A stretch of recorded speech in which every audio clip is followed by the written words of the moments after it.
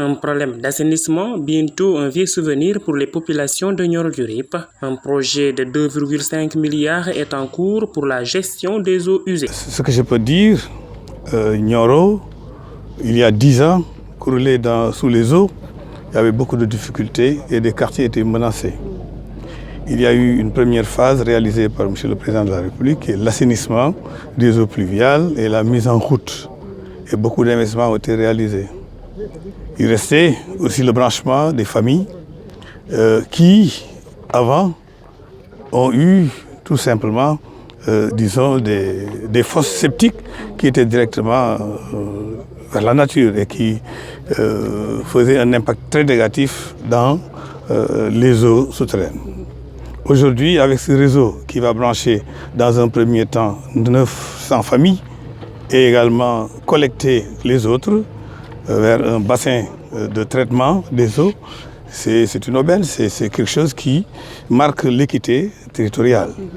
Nioro va avoir un réseau moderne, Nioro est en train de se moderniser et nous saluons ce travail et les populations applaudissent et sont totalement en compagnie et en symbiose avec ce projet-là. Une véritable chaîne de valeur qui va impacter positivement sur la qualité de vie et de l'environnement à Nioro commune.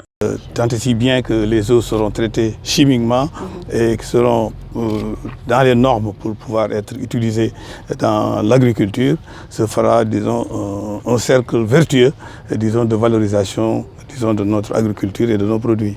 Nous avons des infrastructures.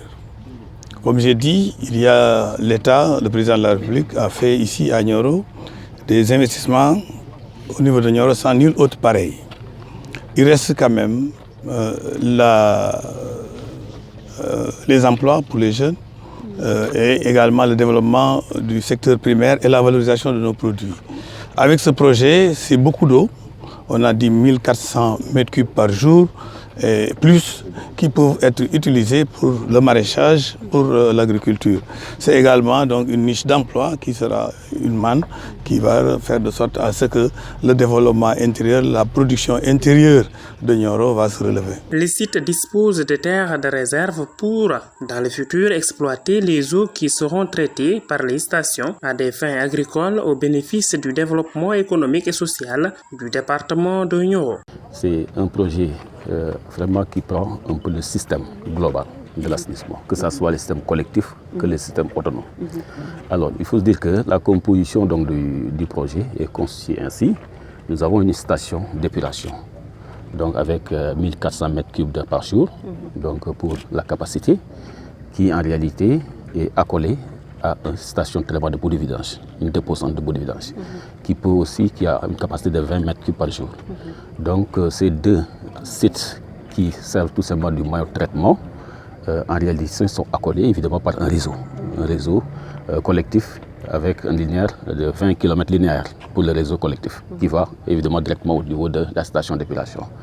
Nous avons aussi, surtout toujours au niveau du transport, donc des camions de vidange qui ont la possibilité donc de vidanger les fosses qui sont pleines au niveau des ménages et de les amener directement au niveau de la déposante pour le traitement. Donc vous voyez bien, évidemment, c'est un double système qui en réalité qui est complémentaire. Donc si évidemment un ménage n'a pas eu l'occasion évidemment d'avoir un réseau, c'est-à-dire ne s'est pas connecté sur les eaux à l'égout, il peut évidemment donc appeler par exemple un camion de vidange qui puisse tout simplement vidanger sa fosse et d'amener ici au niveau de la déposante. Donc vous voyez, en fait c'est une complémentarité pour dire que Nioro, évidemment parmi les 7 donc, villes qui évidemment ont bénéficié évidemment de ce système, c'est Nioro seulement et Guinguinéo qui ont bénéficié de ces deux systèmes globaux.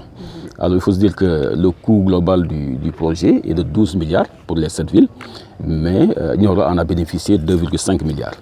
Pour nous dire l'importance qu'on a donnée évidemment à Nioro. Le taux de réalisation des travaux va bientôt atteindre les 90% et selon le directeur de l'ONAS, le délai est fixé en fin août 2022.